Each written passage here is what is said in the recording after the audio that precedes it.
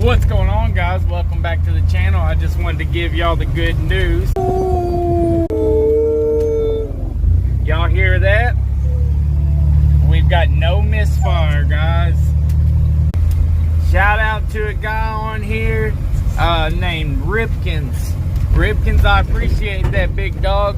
When you said check the plugs at night, make sure it's not arcing off anywhere, I did that, and there was a tiny arc on the number 1 cylinder spark plug wire.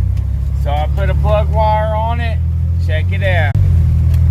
It ain't no race truck, but a 318, it's a good engine, makes a pretty decent amount of power.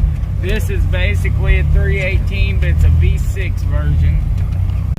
So basically this is the 318 with missing the back 2 cylinders. People had called this the neglected Dodge engine. This is a 239, I believe.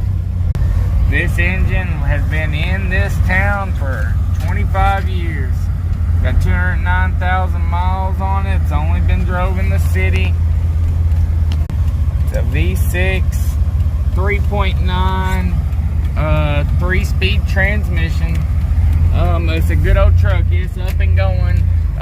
Shout out to all you guys, but shout out to Ripkins again, big dog.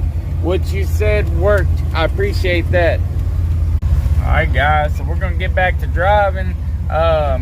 If y'all have been with me a while, you know that this thing had the cylinder head, had an exhaust valve that broke, and it was blowing smoke like crazy. So what I did was I just got online and ordered a head, a used one that came off of like a 99 Dakota, I think, with low miles.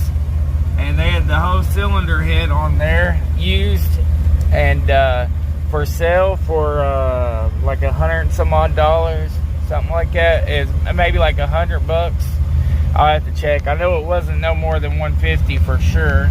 I put it on a credit card. Put it on my credit card and had to make like 4 payments or something. And so I think it was like $30 that day. And I went just as cheap as I could. You know, I got a good head gasket. You know, you don't want to cheap out on some stuff.